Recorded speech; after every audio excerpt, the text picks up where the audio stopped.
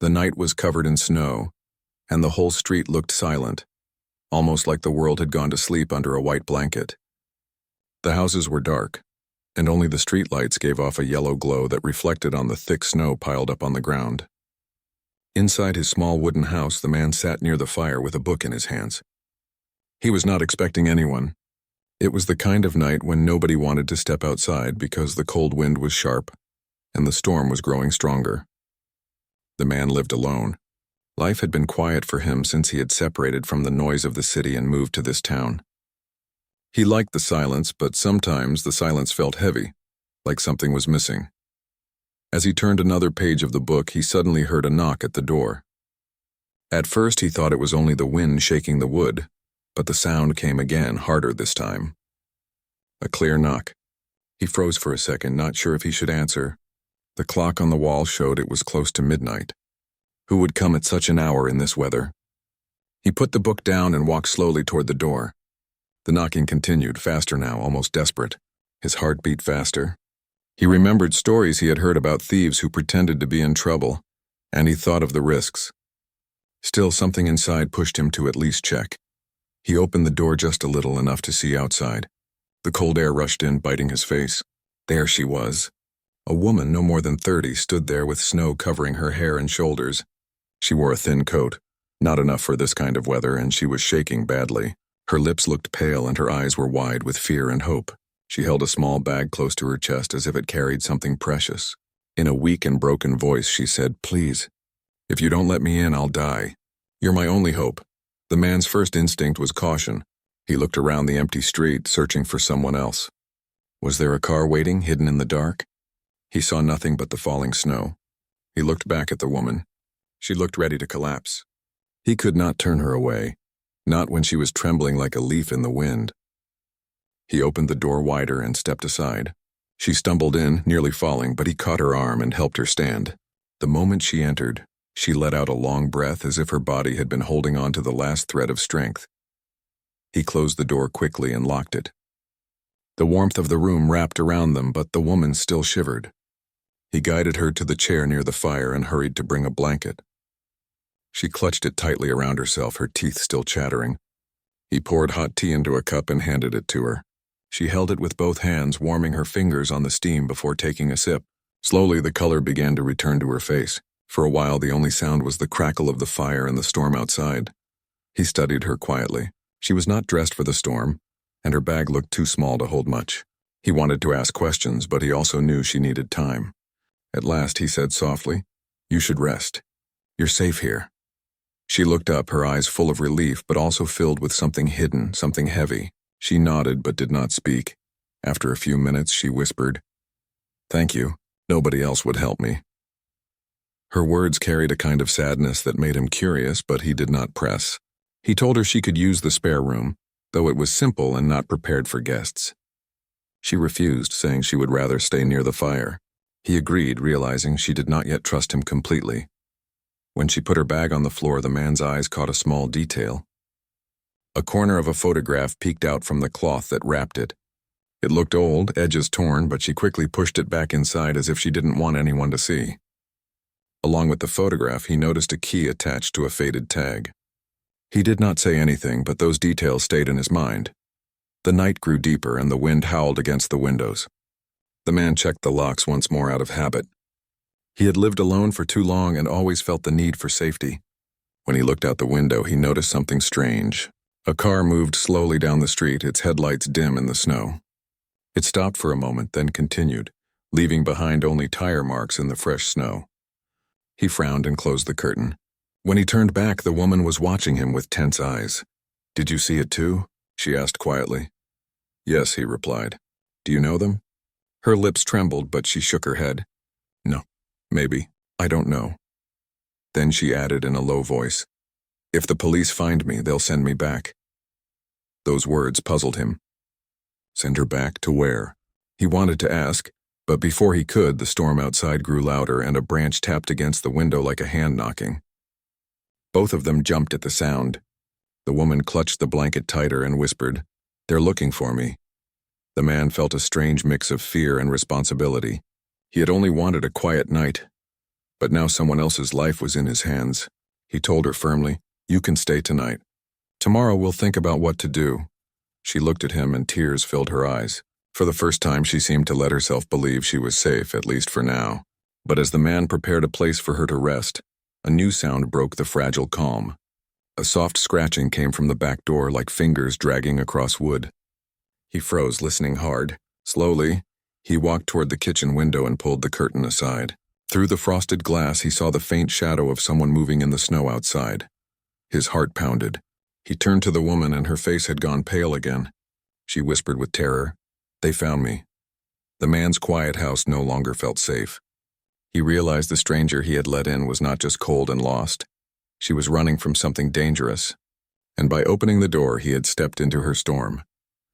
Morning light finally touched the little house, though it was weak and gray. The snowstorm had slowed, and the world outside looked softer, covered in thick white layers. Inside, the fire had burned low. The man woke early, his eyes heavy but alert. The memory of the scratching at the back door filled his mind. He walked quietly to check. The snow on the step showed a single line of footprints leading away into the woods. Whoever had been there had left before dawn, but the tracks proved it was no dream. He returned to the living room, where the woman was still asleep on the couch. The blanket covered her from head to toe. Her breathing was soft but restless, as though even in dreams she could not escape her fears. The man watched her for a moment, torn between curiosity and caution. She had arrived out of nowhere, carrying secrets that made his peaceful home feel dangerous. Yet there was something fragile about her, something that told him she had suffered more than she should have. He decided to prepare breakfast. The sound of the kettle whistling and the smell of toast woke her. She sat up quickly, her eyes wide, until she remembered where she was. Relief softened her face. She pulled the blanket around her shoulders and whispered a quiet, "Good morning." He gave her a warm cup of tea. "Drink, it'll help." She nodded, sipping slowly. For a few minutes they sat in silence, listening to the wind outside. Finally he asked, "Do you want to tell me who you are?" She hesitated, as though weighing if she could trust him. Then she said softly, "My name is Lena." She didn't add more, and he didn't push. Instead, he asked where she had come from. She told him she had been traveling by bus but got off in the wrong town. She was trying to reach her sister, though she avoided giving details. Her story felt thin, but the pain in her voice was real. "Why didn't you go to the police?" he asked gently. Her hands trembled around the teacup. "Because if they find me, they'll send me back. And if I go back, I won't survive." She didn't explain further, but her words carried enough weight that he did not question them. As the day brightened, he noticed her bag again. While she was eating, the photograph slipped out from the cloth. This time he saw it clearly. It was old and slightly torn, showing a younger Lena with a little boy beside her. The boy's smile was bright and his arm was wrapped around her waist. Behind them stood a small house with a crooked fence. On the back of the photo was a faded address and a scribbled name. Lena quickly tucked it back into the bag, her face pale. "That child," the man asked carefully. "Is he your son?" Lena shook her head. "My nephew. He means everything to me." She stopped there, as if afraid that saying more would reveal too much. He noticed the other object she guarded, the old key with the faded tag. The numbers looked like they belonged to a locker or a postbox. Every time the bag shifted, Lena would glance at it, making sure it was still there. It was clear these two items, the photo and the key, carried her whole story. Later in the morning, the man decided to step outside to shovel snow from the porch. Lena followed him nervously, her eyes darting at every sound. He asked her why she was so afraid. Her answer was simple: because they never stopped looking. When he asked who, she fell silent. He could see that fear itself was choking her. Back inside, the phone rang. It was his neighbor, an old man from 2 houses down. The neighbor said someone had come to his door the night before asking questions about a woman. The stranger described Lena almost exactly. The neighbor had said nothing, but he was worried. The man thanked him, then hung up with a heavy heart. When he told Lena, her face went pale again. "They're close," she whispered. Her hands shook as she gripped the blanket tighter. To distract her, he asked more about her life. She revealed little pieces almost by accident. She said she used to work for an elderly man in a nearby town. She took care of his house, cleaned, and sometimes helped him with errands. He had been kind, but his son was cruel. The old man passed away under strange circumstances. Lena didn't say the word out loud, but it sounded like she believed the son had done something wrong. The man listened carefully. "Did you find something?" he asked. Lena looked away. "I promised him I'd protect what mattered. That's why they're after me." Her eyes filled with tears, but she quickly wiped them away. She had carried her secret so long that even sharing a little seemed to hurt her. The man wanted to tell her she didn't have to face it alone, but he stopped himself. He didn't want to make promises he wasn't sure he could keep. In the afternoon, a knock came at the door again. This time it was the police. A uniformed officer explained they were looking for a woman who had been reported missing. The officer asked if the man had seen anyone unusual. Lena hid in the kitchen, frozen in fear. The man's heart raced. He could tell the truth and hand her over, ending the risk to himself. Or he could protect her, knowing it might bring trouble.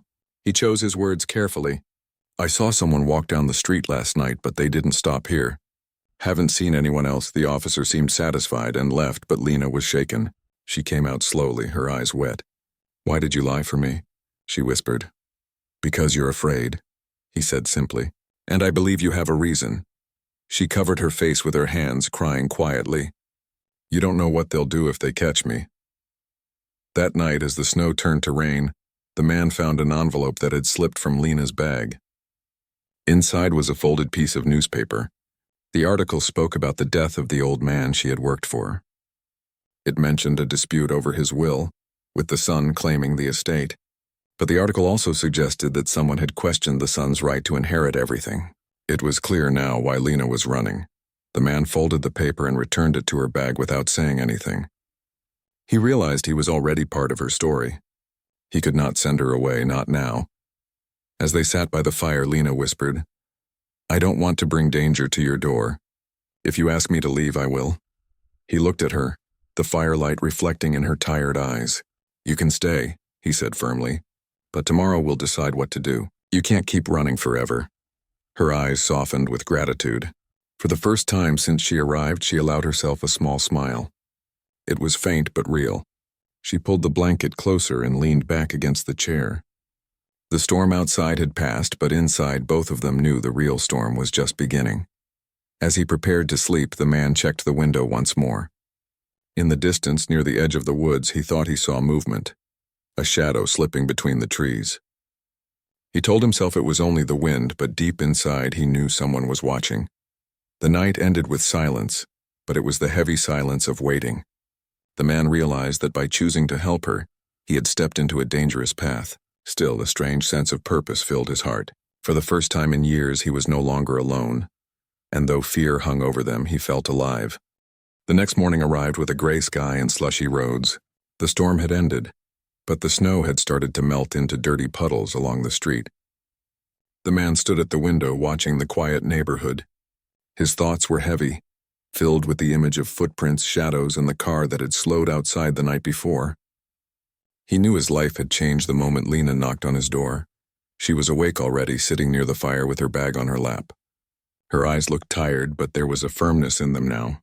She had made up her mind about something. When he handed her a cup of tea, she whispered, "I can't hide forever. I need to finish what I started." The man sat across from her. "What is it you're trying to do, Lena?" he asked softly. She looked down at her hands. "I worked for a kind old man. He trusted me. Before he died, he told me something important. I can't tell you everything yet, but I promised I would protect it. That's why they are chasing me." Her voice cracked slightly, but she held herself strong. The man wanted to understand more, but he saw the fear in her eyes. She was not ready to say it all. Still, he knew they couldn't sit still. Whoever was following her would not give up. "We should go to the town where you worked," he suggested. "Maybe we'll find answers there." Lena hesitated. "It's dangerous. They'll be watching." "Then we'll be careful," he said with determination. "But running without a plan won't help either." By late morning, they packed a small bag. He tucked away some food and water while Lena clutched her photo and the old key. They left the house quietly, walking through back lanes to avoid being seen. The man's heart beat fast. It had been years since he had felt such tension, as if every corner held eyes watching. The bus ride to the nearby town was long and cold. Lena kept her face hidden under her scarf while the man kept watch from the window. The landscape rolled past, fields buried in snow, silent barns and lonely trees standing against the gray sky. Finally, the bus stopped in a small town where Lena had once worked. They walked past shuttered shops and quiet houses until they reached the old man's home. It stood empty, a for sale sign hanging loosely on the fence. The paint was peeling and the windows were dark. Yet there was still something about it, as if secrets still lived within its walls. A neighbor, an older woman in a wool coat, stood on her porch across the street. She eyed them with suspicion before recognizing Lena. "You," the woman said sharply. "I thought you left for good." Lena bowed her head politely. "I came back to find something important." The woman sniffed. "That house has only brought trouble. The son comes and goes, always shouting, always angry. Good man gone too soon." She shook her head and went inside, leaving them with more questions than answers.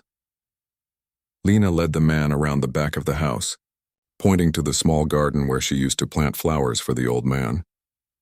Her voice softened with memory, but then hardened again when she spoke of the son. He wanted everything. Money, house, land. He never cared for his father. Only for himself. The man listened carefully. He realized they needed more than memories. They needed proof. They walked to the town clerk's office, a simple brick building with a glass door. Inside, records were kept for property and estates. After waiting in line, the man asked about the old man's will.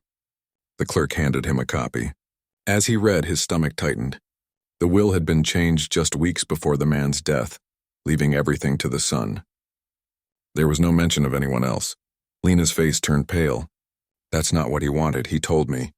He told me he was leaving part of it for someone else. For the boy." Her hands trembled as she spoke. The man looked at the papers again. If that's true, then this change was forced. Someone made him sign it. Outside, the streets felt heavier. As they walked, Lena noticed a car parked near the corner. The same one from the night before. Her breath caught. "They're here," she whispered. The man guided her into a crowded market. They blended among the people, moving quickly. But as they passed through the stalls, a tall man with a scar brushed against Lena. His voice was low and threatening. "Stop searching. Go back or you'll regret it." Then he disappeared into the crowd. Lena clutched the man's arm, her whole body shaking. The man turned in circles, trying to catch sight of the stranger again, but he was gone. Fear spread in his chest.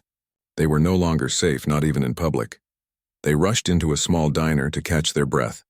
Sitting at a booth, Lena finally opened up more.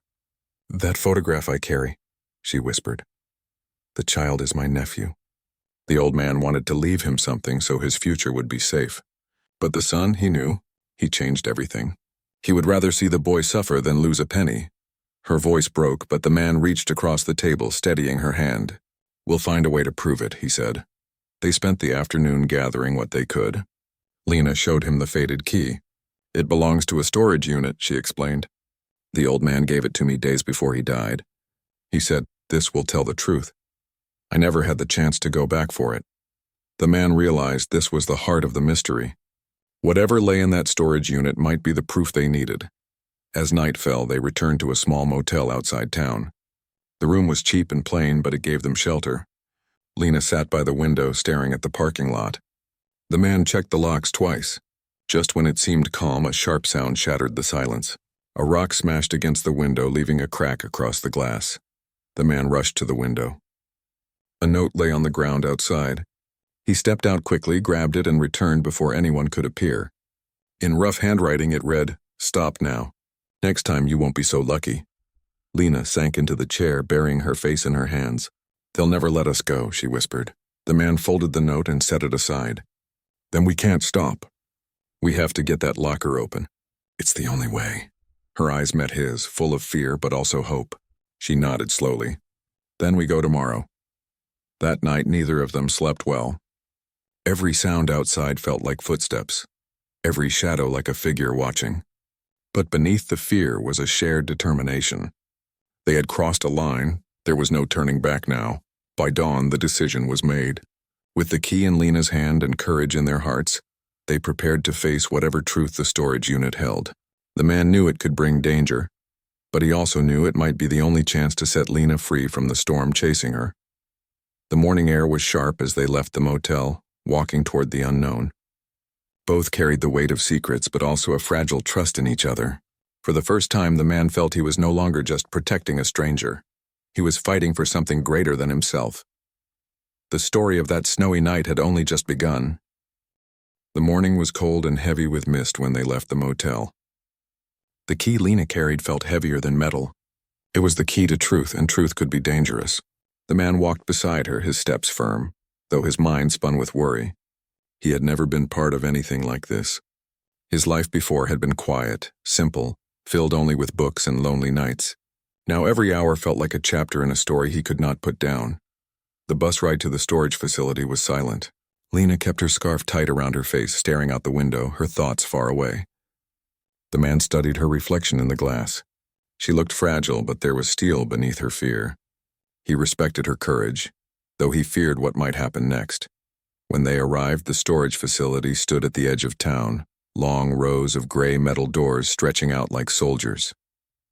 A buzzing streetlight flickered above the gate. Few cars were parked outside. The man felt the cold press against his skin, but inside his chest burned with tension. They walked slowly, trying to act calm. The number on the faded tag matched a unit near the far end. As they approached, Lena's hand shook. The man gently took the key from her, slid it into the lock, and turned. The sound of the latch opening echoed louder than thunder in the silence. The door creaked upward, revealing darkness inside. Dust floated in the thin beam of morning light. Boxes were stacked against the walls, and a leather briefcase sat on top of an old trunk. A coat hung on a hook, its pocket embroidered with the initials of the old man's son. Lena stepped inside first, her breath quick. She went straight to the briefcase and opened it. Inside were folders filled with bank statements, letters, and receipts. One folder held a signed document, an amendment to the will. The handwriting was shaky, the signature barely clear. It looked forced. Alongside it was an email printout that linked the son to a shell company. "This is it," Lena whispered, her eyes filled with tears, not of fear this time, but of relief. "This proves everything." The man quickly took photos with his phone, page after page. "We need to copy all of this. If we lose the papers, we still have proof." But before they could close the briefcase, a sudden metallic clang shook the unit. The door slammed shut. Darkness swallowed them. Footsteps crunched on gravel outside. A familiar voice cut through the silence.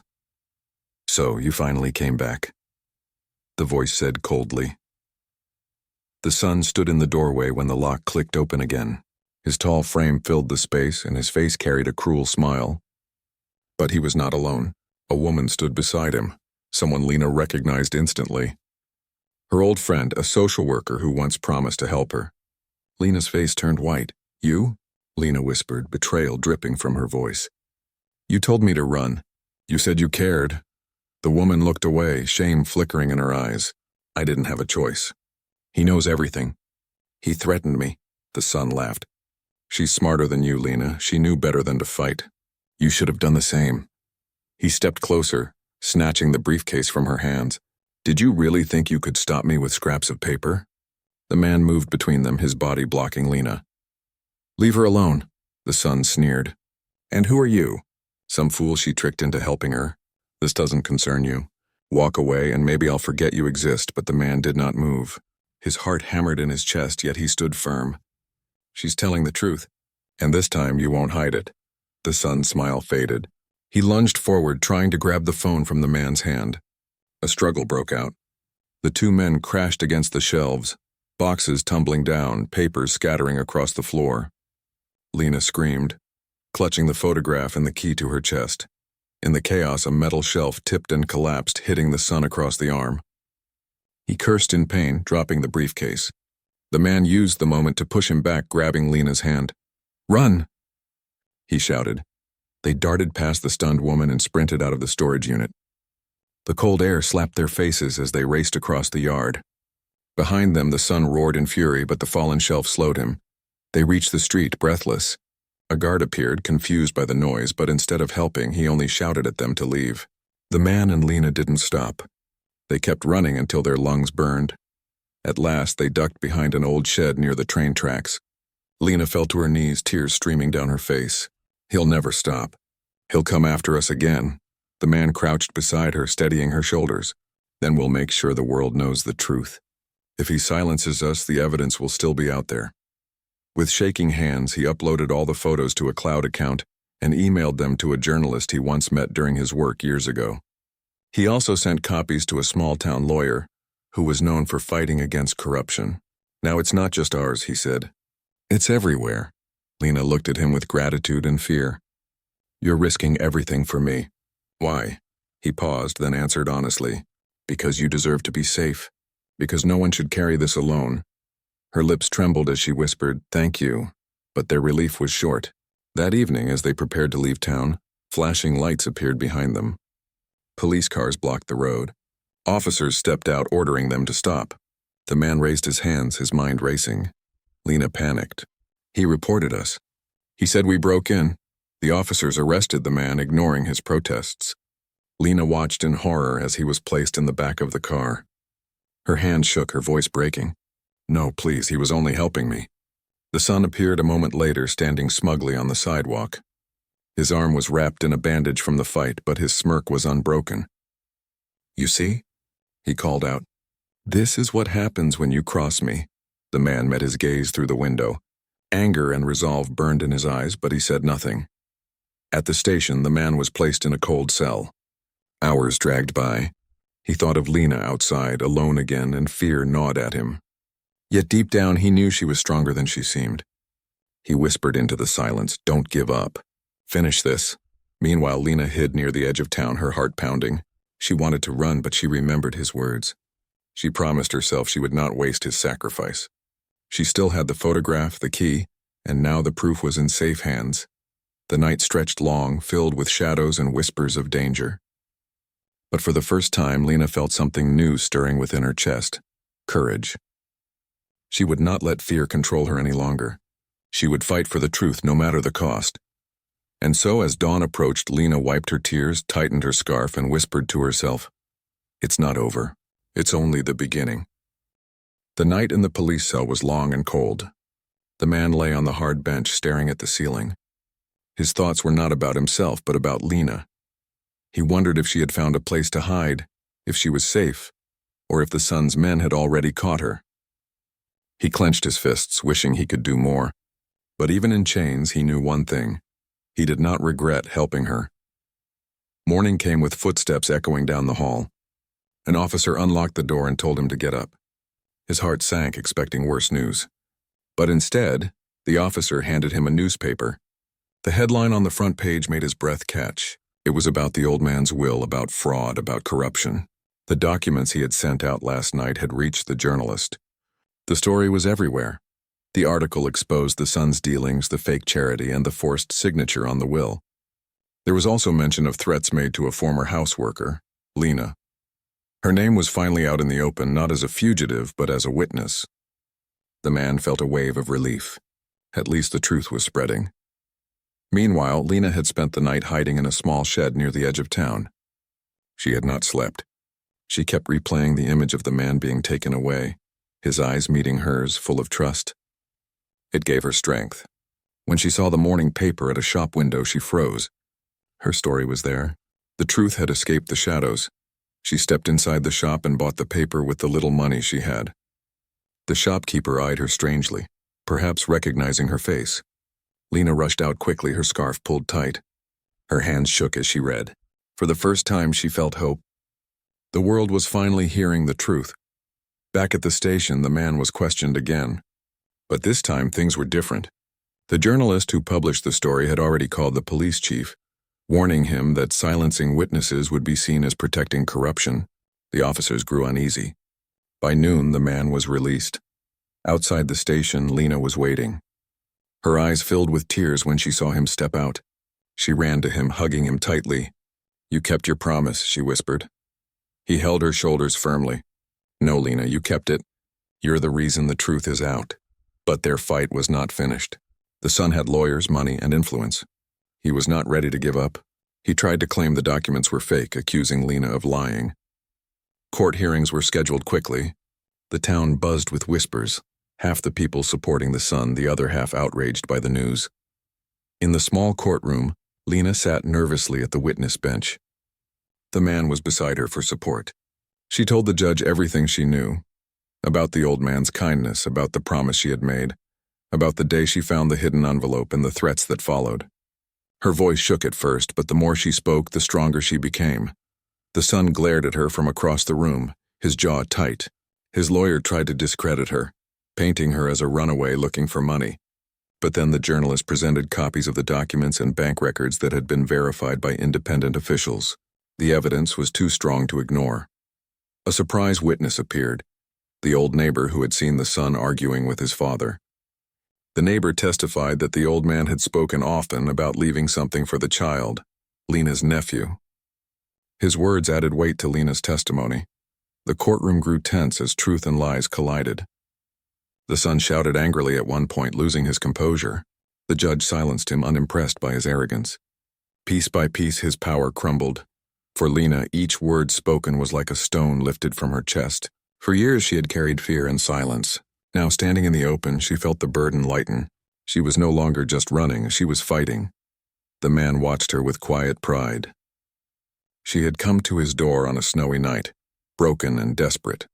Now she stood tall, stronger than before.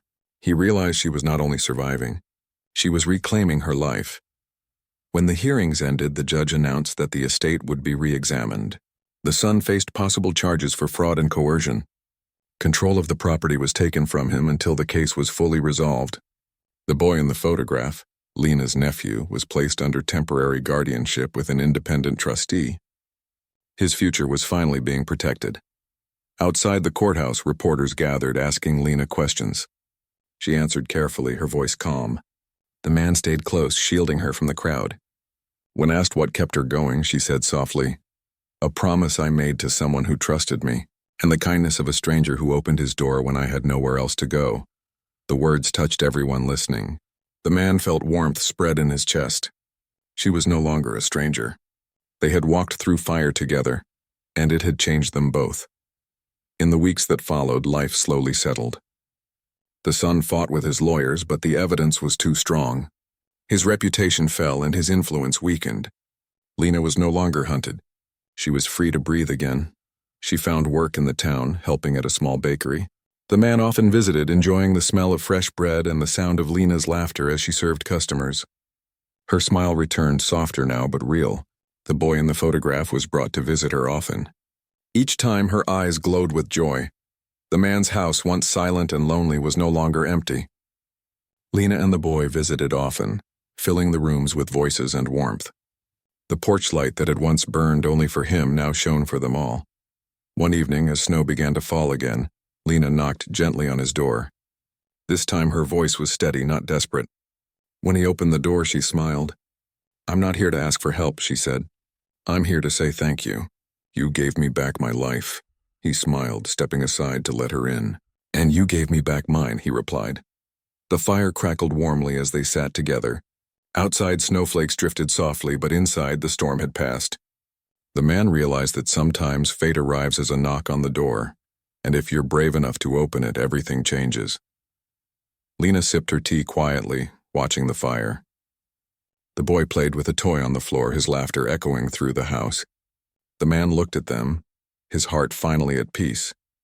The snowy night that had begun with fear and desperation had ended with hope and new beginnings. And though the world outside would always carry storms, inside this house they had found shelter, not just from the cold, but from loneliness, from fear, and from the weight of broken promises.